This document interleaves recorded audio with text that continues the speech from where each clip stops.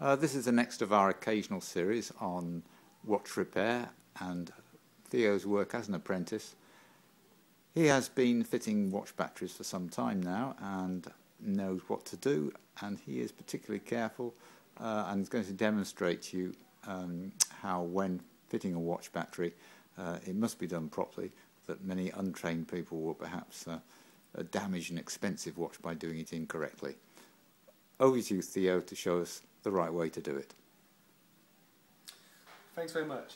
Okay, so what I'm going to do first of all is put the watch on this mat. So first of all, that the glass is protected and that it doesn't scratch against the surface.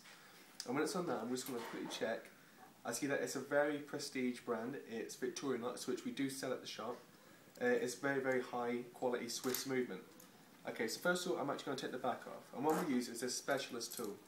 And first of all, I'm just going to line up the 3 points on here with the cut out bits on the back of it. Very, very, very careful not to scratch it at all. As Michael said before, there are people out there, you know, scratching the bats because they're not trained enough. So what I'm going to do is I'm just going to line it up with a firm grip on it, put them in the holes. I'm just going to turn it until it becomes loose, like this. Okay, so now it's loose enough, I can do it with my hands. Still being very careful not to scratch anything, not to move anything. Just going to tip that over. And inside we have the Swiss movement. Okay, now, if you actually look in the movement, there is a spring bar going across onto the battery. And this is what's stopping it from coming out. And this can get damaged as well. If you pull it out, that spring will get damaged. You won't be able to put another one in. It will be always loose. And that's not what we want. So first of all, I'm just going to get the metal tweezers. I'm going to put it in, I'm going to move the bar across until the battery pops out. Being very careful not to touch the 2 coils actually on the movement, as this will kill it or do something terrible to the movement, which some people will have to pay for, and it'll be a lot of money added up. So when I've done that, not being able to touch it, I'm just going to flip it over, and I can see that it is a 362 battery. I have one just here. I'm just going to open it up.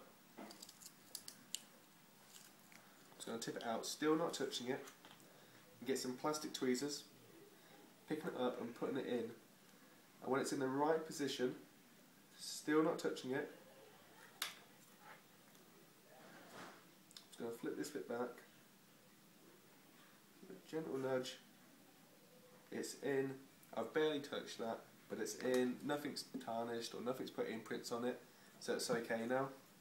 A quick look at the watch again. I can see that the hands are moving, the second hand's moving. I can put the back on now, twist it so that it's getting firmer, and then use the specialist tool again. Get another firm grip on it, turn it the other way, the locking way, until I can't turn it anymore, which is now. Flip it over, change the date quickly, which is 2:10, change the date, change the time, and there you go, I've finished the watch.